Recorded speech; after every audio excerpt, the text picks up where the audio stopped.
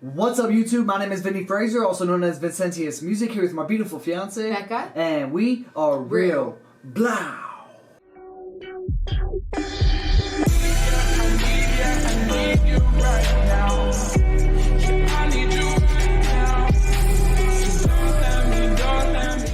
What's up, YouTube? Thanks for coming to our channel today. Real here, and today we're getting into something a little bit different. We're going to be starting a series of reading a book, and this is called Terra Infinita.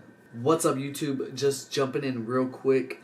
I just learned that it is pronounced Terra Infinita, not Terra Infinita or whatever I just pronounced it as in this clip. Terra Infinita. Yep, let's go. Extraterrestrial worlds and their civilizations. The story told by the woman who was born in the lands behind the ice walls.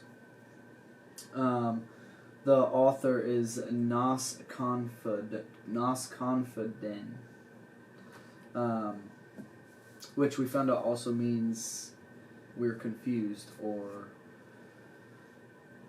different variations of being confused. Yeah, so but yeah, super cool and interesting topic. I've also downloaded the map that comes with the book and shows everything underneath the Great Dome, and I'll just have it here somewhere while I'm reading. And yeah, we're literally just going to get right into it. The back of the book says, the story told by the woman who comes from the lands behind the ice walls in the Ancestral Republic, daughter of the navigator William Morris, who will provide information that was hidden from us for a long time about the worlds that are crossing the poles and the secrets of the extraterrestrial civilizations. We will also be able to discover the history before the last reset and the continuation of what happened to her father when he returned to our lands. This can change everything. That's what the book says. But it was printed as a fictional novel from this author. But it's still very interesting nonetheless. Terra Infinita, man. Let's get into it. This here says, map provided by the navigator and Helen's father, William Morris, who obtained it from the She-Ki, the giant human, on his visit to the moving lands of Thoth. Part 1. Other Worlds, Its History and Civilization. Chapter 1. Helen, the woman who was born in the lands behind the ice walls.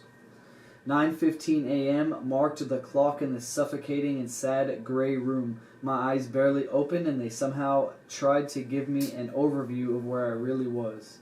I must admit that every day I find it more difficult to adapt to this world. My mind takes minutes to realize that I am back in the walled lands, where my ancestors have walked long ago. I think it's walled. Walled lands. Is that here? Yeah, I think so. Walled lands. I found a rolled up newspaper on the door that said June 22nd. That's how they count the days here. Each one faithful to their pigeonholed grid, where it seems that nothing can get out of the script, the mundane script that they created for the forced partners of this abyss, dark and sinister. A humanity that seems to bleed day by day without realizing that it collides every day against the crude reality that they let long ago. All this becomes something immovable. Damn. This cannot be called life. I thought to myself every time I visit the lands where my father was born, my grandparents, my ancestors, those who left their lives to see a free humanity, and I found this. It hurts my heart to imagine the bones of my brothers who must still be buried here in these lands, who died believing and fighting for everything to be different. It's kind of trippy. Curious way of living, I thought, while turning on and off a small lamp next to an old bed. Here, without a doubt, there is a strange way of creating a false need for objects. This humanity seems to be paying for the sin of its past, having tried to be free. I understand that, although it is very unfair, and it is a thorn in the side of all of us who come from the other side, the free side, behind the ice walls. Very interesting. Pay for a place where they were born. This phrase went round and round in my head. Pay for a place where they were born. Come on, man. This phrase went round and around in my head. That's why I knew well the faces of those adventurers who managed to find other lands, the lands of the giants, or the lands where I was born, so many miles away from here. But a very high price had to be paid. That's why I came back. That's why my father died, leaving his legacy. We never forget the new humanity that was born in these lands, deprived of their freedom and their true history. Maybe it is time to start opening those walls of fear, as I like to call them. That terrify us? Yeah, but like... Walls of fear? Yeah, why did he quote that like that? I don't know, it's just he wanted to point that out. Walls of fear, as I like to call them, that terrify us for a past where a war was lost, but freedom was gained. That the dead have not been in vain or forgotten as the custodians wanted. They buried a large part of human history and manipulated it, and worst of all is that they convinced them, and now many defend this history and the lands they inhabit. Man, that's some trippy stuff. The world is a very different place to survive. In addition to a high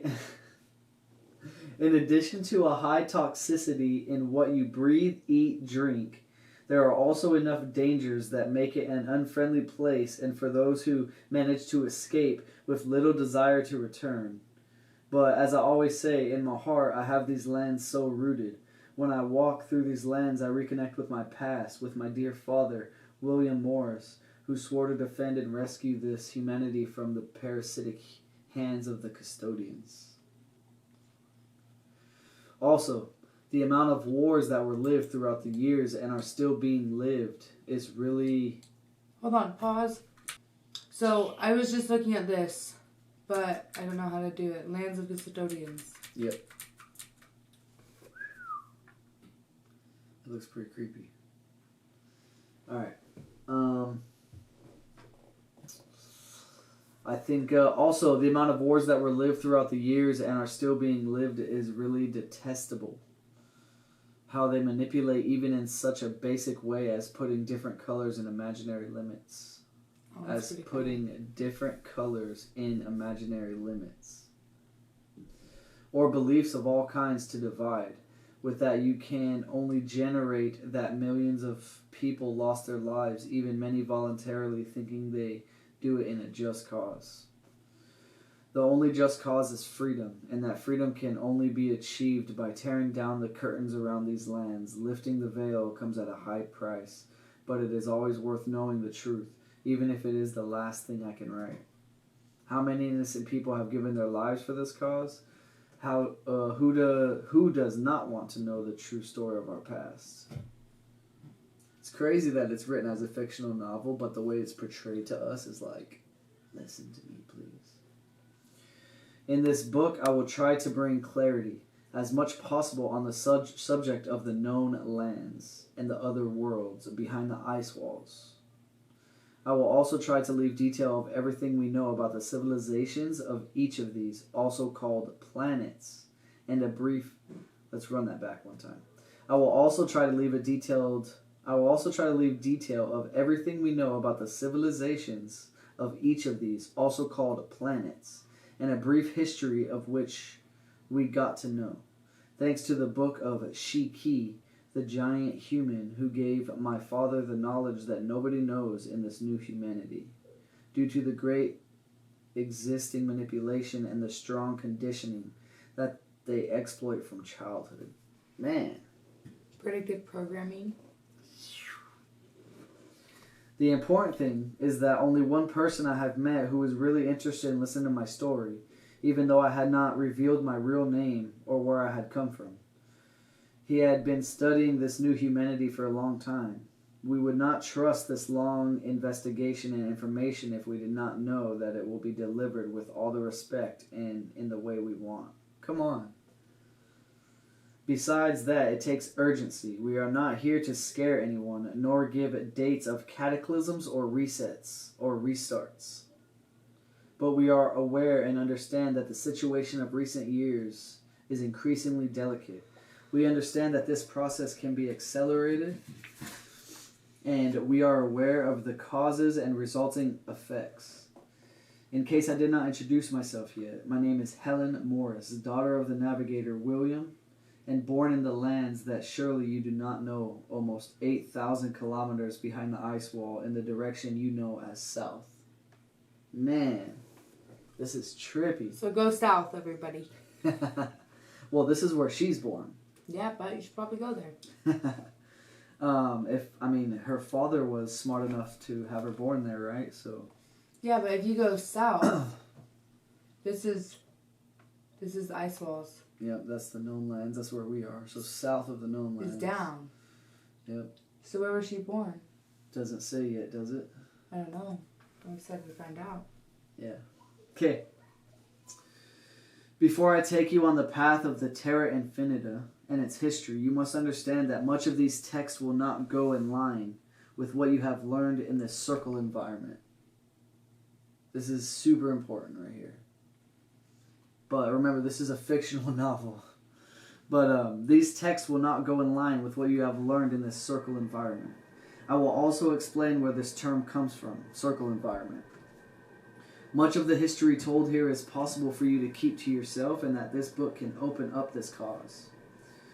That's funny. Much of the story still lives in you.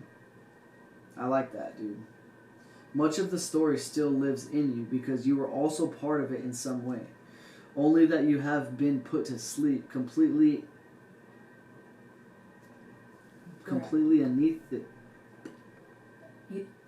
Anesthetized? Anesthetized. No, that's not right. Whew, got me on that one. Only that you have been put to sleep completely anesthetized. That is not it either. That is way Let's figure it off. out together. But I want to scroll back up to the lens of the nose so that they can kind of see. You gotta move your finger, babe. Sorry. It's okay. Anesthetized? I have no idea. It's okay. We can stop guessing. The Norse Ocean? Oh man, this is so interesting. We're almost done with this section, and then we'll have a little discussion. And tomorrow or sometime this week, we'll start getting into chapter 2. Things about Administer to a person or animal, especially so as to induce a loss of consciousness. Deprive of feeling or awareness. Tragedy of a magnitude that